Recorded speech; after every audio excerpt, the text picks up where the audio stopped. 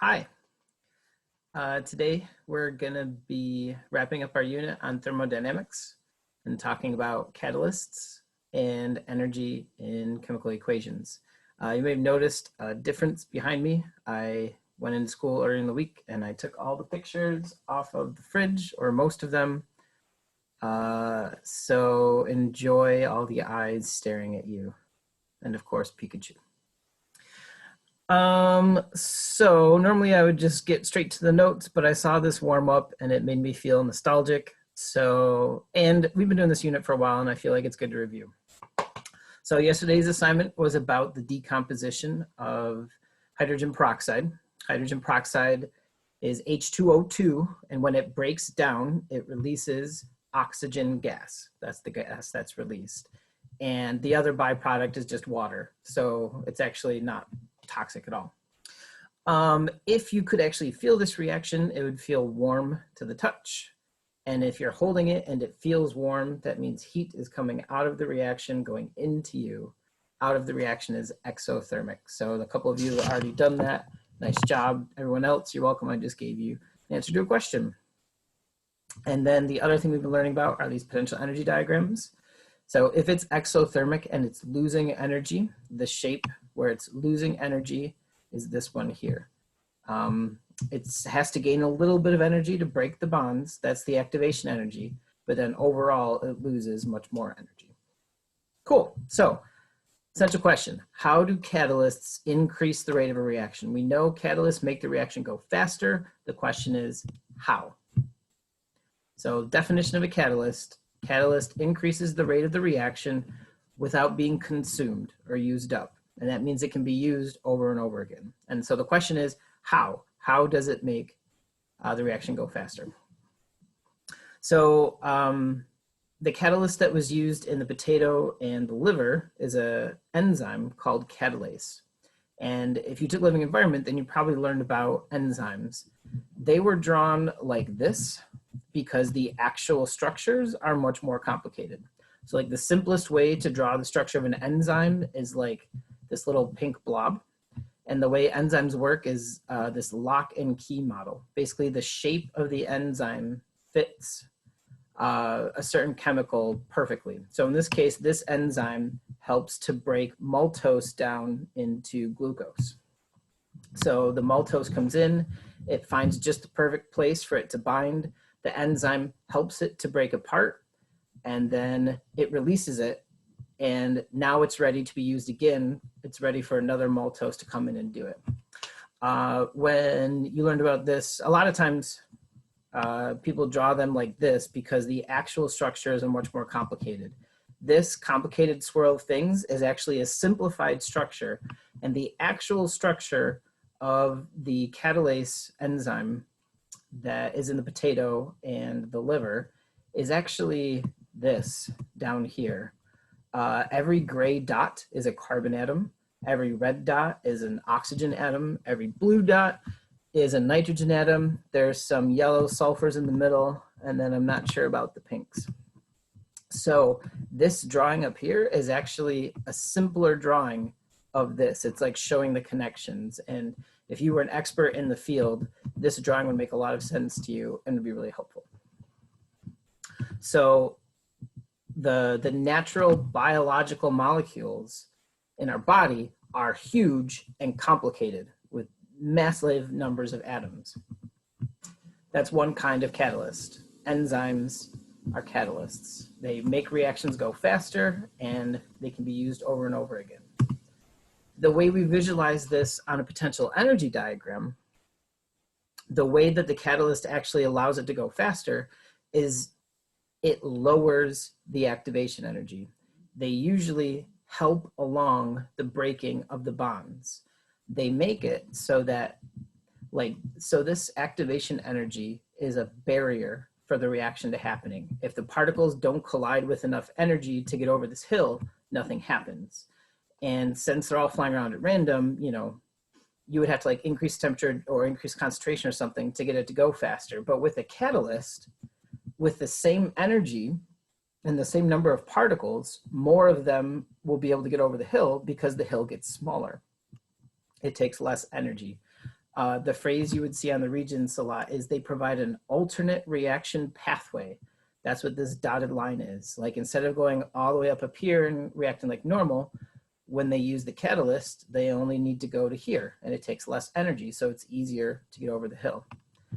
Same thing over here. So you have like the normal activation energy, which is a lot, but when you add a catalyst, you need less energy. So this is the activation energy with the catalyst.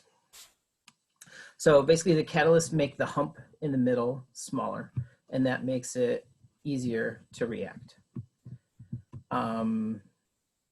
Yeah. So one other key idea, what makes catalysts cool is they're not consumed in reaction. They can be used over and over. You saw this in the liver video. Like the point he was making was he put the liver in. By the way, that liver, probably chicken livers, you can buy it in a bucket from Tops. I wish we had done this lab in class because then you could have gotten to see and pick at chunks of liver. But he put it in the one test tube and it helped the reaction go along, fizz, fizz, fizz, fizz. He took it out, put it in the next test tube, and it fizzed just as fast. And he could have kept doing that over and over and over and over, and the enzyme would still be able to work because all it's doing is it's grabbing onto the molecules and then letting them go. So in this case, the catalase enzyme, this giant biological ball of atoms, grabs onto the H2O2s. They bind together to make this complex together, and then it basically helps to break the bonds. And it breaks it apart into just water and oxygen gas. And the thing is, once this hydrogen peroxide leaves, once these products are gone, this site is now open for another hydrogen peroxide to bind and react. In the last videos, the elephant toothpaste videos, they used a different catalyst. Instead of a biological catalyst made out of like biological molecules, enzymes, they used simple salts. The one that they used in the last video is potassium iodide. It's just K and I.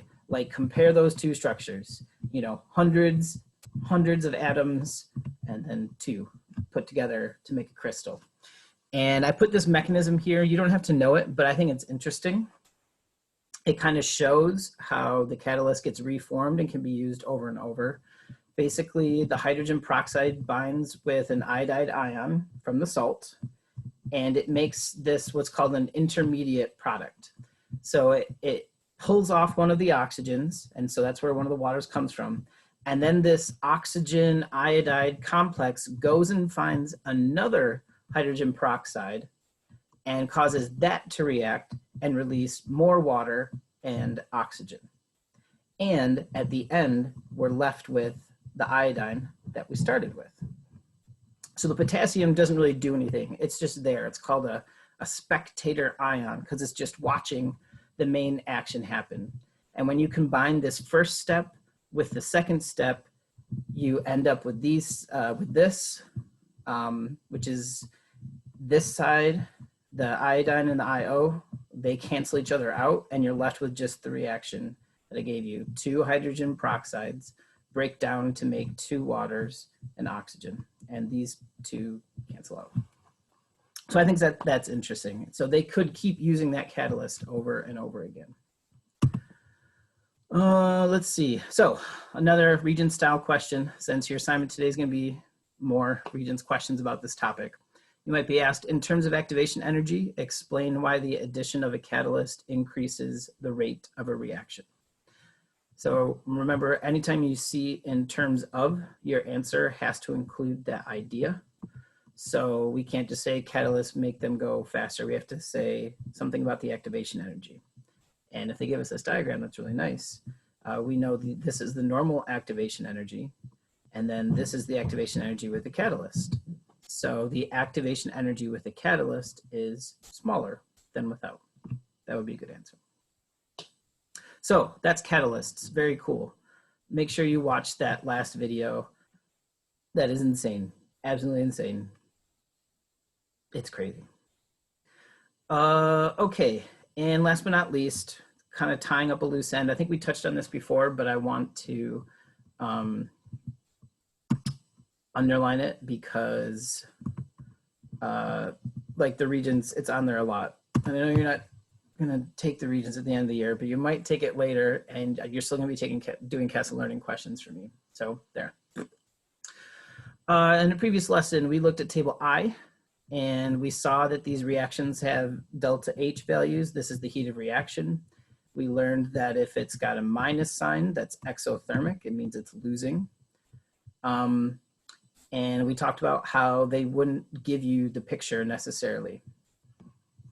But you don't always have to look it up on here either.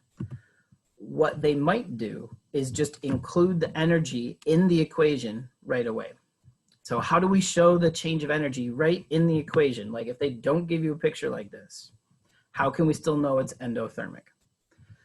So if you see a chemical equation, the way you know it's endothermic, like we know endothermic means energy goes in, and anything on the left-hand side, the reactant side, is going into a reaction. So if we see this energy term on the left-hand side of the equation, we know it's going in, and that's endothermic. So like you can look at this table, N2 plus O2 is gonna absorb, because it's positive, that's endothermic, 182.6 kilojoules of energy. So we would just write that 182.6 kilojoules of energy right there as part of the equation. You take nitrogen and oxygen, you add 182.6 kilojoules of energy, and you'll make nitrogen monoxide. So take the reactants, add energy, and you get your products. So if you see numbers like this with a KJ on the left-hand side, you know it's endothermic. So endothermic means energy goes in. Exothermic means the energy is coming out. Now the thing is, if like you might be tempted to say, okay, so if I have to add energy for endothermic, then I should subtract energy for exothermic. But the problem is chemists don't like to have minus signs in their equations. So what they do to get rid of the minus sign is they add energy to each side. And this minus energy and plus energy, this cancels out. Boink, boink, nice. And you're left with just this right here. So basically the clue that you're looking for is energy or numbers like this with a KJ at the end on the right-hand side of the equation. That means that energy is coming out. It's like if you think of like this shape for exothermic, if you take the products and you add a bunch of energy to it, then it would equal the energy that we started with, because this arrow is kind of like an equal sign.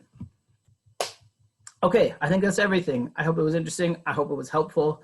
I hope the eyes staring at you the whole time were not too creepy. I hope you have a great weekend or a great week if you're watching this, not when I make it. And yeah, take care. Bye.